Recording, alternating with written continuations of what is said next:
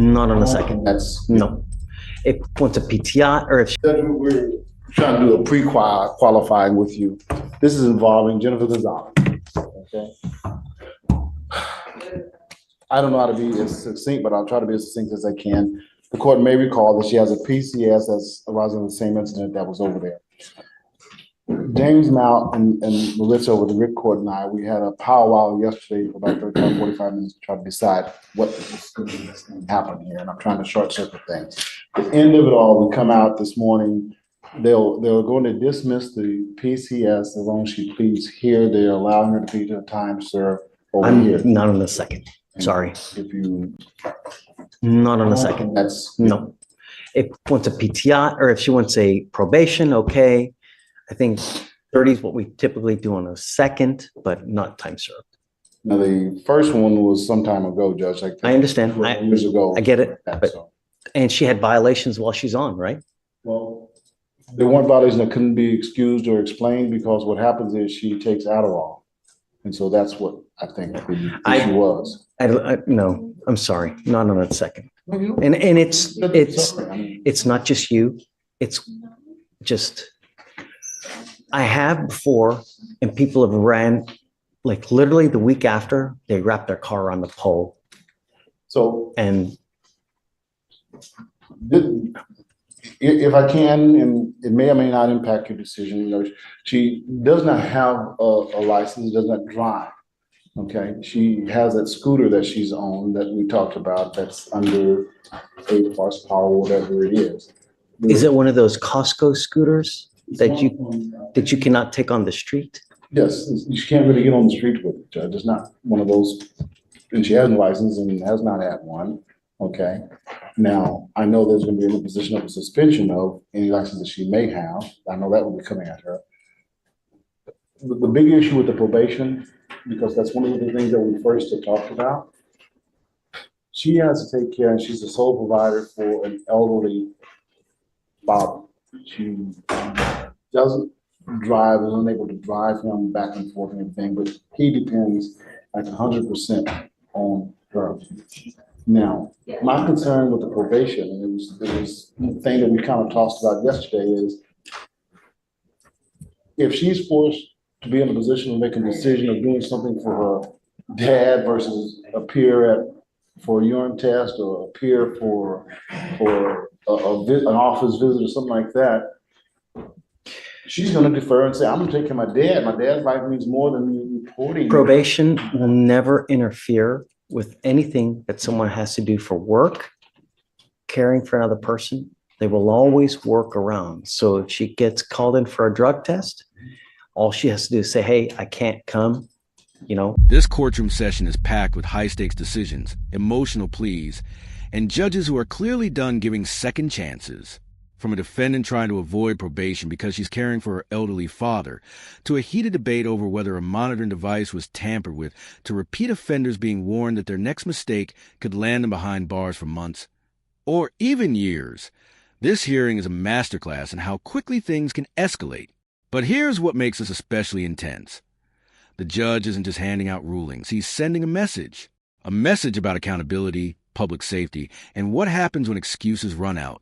So the real question is, are these defendants being given fair opportunities, or are they dangerously close to losing everything? Reasonable. The next day, perhaps a couple hours down the road, but they're never going to leave you high and dry to where they're going to do anything like that. I can allow, if she does well, after the first couple months, I can allow virtual reporting as well, so that she can report via Zoom. You know, if she's doing well, she will still have to, you know, I mean, she's going to have a guardian interlock, right? Because that's what we do on all probations, especially on a second. So but she doesn't have a vehicle, doesn't drive, doesn't have a license. She'll have a portable. There's a monitor on her. Can I have her come forward? Sure. Come forward, since I was, mind. I get, she's got a monitor ankle and I'm paying for it now, right? And it is killing her leg. We'll take that off. We'll give her a portable device. That has to be modified because it doesn't look good at all. Her looks is the least of my concern. It's painful, Judge. What I'm saying, it's painful. Hello, Judge. Hi, How are you doing today? I'm doing great. How about you? Good, sir. Thank you. What we had discussed, Judge, just so in the interest of full disclosure now, since we're talking, Marissa had agreed to have a plea to the DWI probation with the terms, including the treatment that's to be recommended by the TROs and all this type of stuff, which we had agreed that would be one of the ways to resolve it. And that would still have them dismiss the PCS. But once we talked about the idea of setting her up for failure, if you would, I wasn't comfortable that she would be able, or this court might even be able to accommodate issues that would arise because she couldn't either get to her meeting or We get can to always the accommodate. testing. Always. There's never a way that we can't. Never doesn't work in our vocabulary. And the thing that I want you to understand is that I don't, you now, once you plead, if you plead to this, it's going to go on your record. It is now a second offense. And the last thing we want is for you to graduate to felony status to where you're looking at 2 to 10 in the penitentiary. Absolutely. Right? Yes, sir. And I want to make sure that you understand that there are consequences to behavior. You need to understand that if you ever get in a car, you smell like alcohol, you smell like dope, they're not going to care whether you're spilling, fall down ass drunk, where you've urinated yourself, whether you're vomit. It doesn't take that for them to file a felony charge on you. Even the faintest smell of alcohol, the faintest droopy eyelids, the faintest sway in the wrong way, they're going to charge you with a felony DWI. And now you're looking at up to 10 years in prison. I, at all costs, want to make sure that that doesn't happen. And in my experience, what I've seen when people have too easy, right? It never works out well. And I don't think that a time served on a DWI second is appropriate. I understand that you may take care of other people. I understand that you may have life issues. Right away, we're seeing something common in criminal court. Negotiation behind the scenes before anything is finalized on record. The defense is trying to streamline the situation, pointing out that there's already been discussion about dismissing a more serious charge, the felony possession of a controlled substance, in exchange for a plea. That's a big deal. Avoiding a felony can completely change someone's life trajectory. But notice the tension already building. The judge isn't focused on convenience or efficiency. He's focused on pattern and behavior. And when a defendant already has prior issues, especially involving substances, courts tend to get much stricter. So even though this sounds like a favorable deal on paper, it's far from guaranteed. Actions have consequences. Absolutely. You not only have this DWI second, but you also have a felony possession of a controlled substance. He's worked a tremendous deal where they're going to dismiss the felony case. I'm going to tell you now, anytime you can avoid a felony, you're winning. Anytime, it doesn't matter. Because once you get that felony conviction, I cannot tell you how many doors that closes. And not only just from potential work, but I'm talking issues with the state, being able to get state resources, funding for things like food stamps, perhaps lose the right to vote. Just, it really closes a lot of doors. And I want to make sure that that doesn't happen, So, Judge. we usually, now this is a second, you by law must do 5 days in jail as a condition to probation, right? I don't know if you guys have worked out an agreement where they're going to waive that and plead it down to a first, thereby waiving the jail time, but there's mandatory 5 days in jail as a result of this. That's what you need to understand, which is the other consequence of this. Now, if they're willing to do that, I'm certainly okay with that, but time served. And the probation, if you do well in the beginning and you show us that we can trust you, we will allow you to do virtual reporting through Zoom. But we have to know that you're going to do well. There are not going to be any issues. And most importantly, you're not going to use. Absolutely, sir. Because that's what matters. Yes, sir.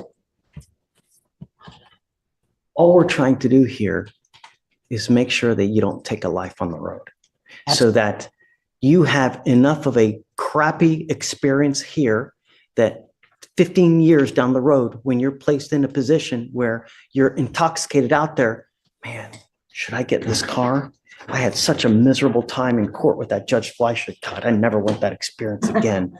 That's the idea. Yes, because sir. I want you to remember me 20 years from now when you're in a position of vulnerability where you make the right decision. Absolutely. Yes, And sir. hopefully with the probation, we get you understand. Absolutely, sir. I agree. It's fine. Now, you have a probation officer, right? Your probation officer is always willing to work with you. If they call you in for a drug test and you're in some kind of situation where you can't, you let them know. We will give you the line to Shatoria here. She's absolutely an angel, is always willing to help you out. We can give you a direct access to her. Or if you have a problem, call us, call me, call her, and we will work something out. Sir. But there's never a way that we can't work something out. There's always a way. There's always a way. Always. Yes, Your Honor. Okay? Yes, sir. Give me a minute or two to There's talk no to rush. Mike, Judge. No rush. And I mean, your case, Ms. Knowles, it's only what, like 140 days, right? We'll have it over today, Judge. Or you don't have to. But I think we're at that point, so I think just a little conversation, I think we should be able to get. Okay. For sure. And I appreciate it. Thank you. Thank you, sir. I appreciate you. Now, the defense introduces a very human element, caregiving responsibility. This is a powerful argument. The defendant is the sole provider for an elderly parent. In many cases, that can influence a judge toward leniency. But here's the reality. Courts hear this often, and while it matters, it doesn't override public safety concerns. The judge quickly pushes back, explaining that probation systems are designed to be flexible. That's important. It signals that the court is not convinced this is an impossible situation. It's a matter of prioritization. So now the question becomes, is this truly a hardship, or is it being framed as one to avoid stricter supervision? Again and again and again and again, Mr. Woods.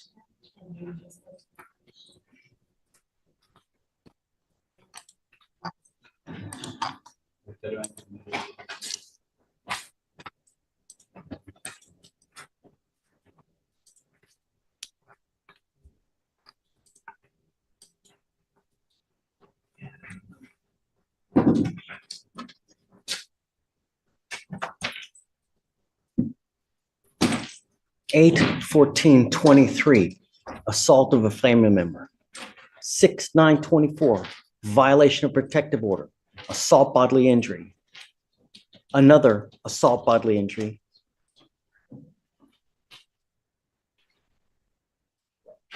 February of 24, assault of a pregnant person for which you're on deferred now, and now you've picked up another. You now stand charged with criminal mischief.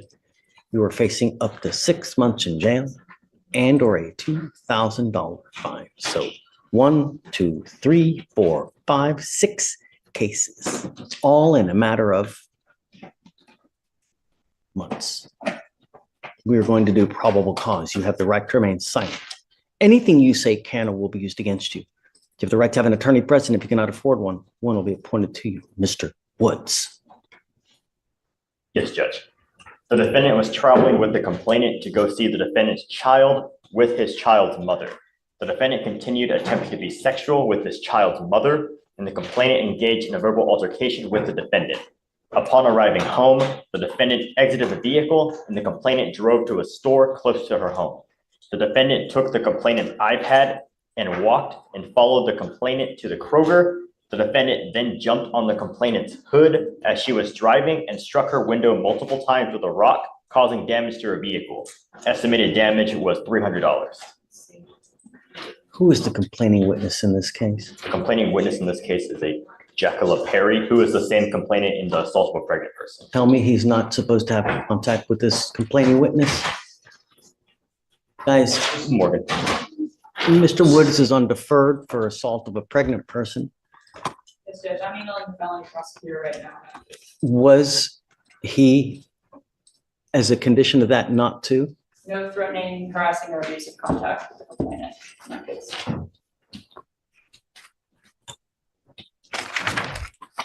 Mr. Woods, I'm going to find that there's probable cause to go forward with your case. I'm now sending you for a drug test. I want to know what, if anything, is in your system.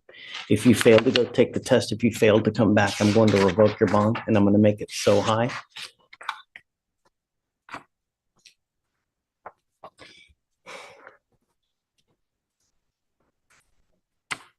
On one ankle, I'm going to put a GPS monitor because I'm ordering you not to have contact with this person, and you've shown repeatedly that you are incapable of following bond conditions.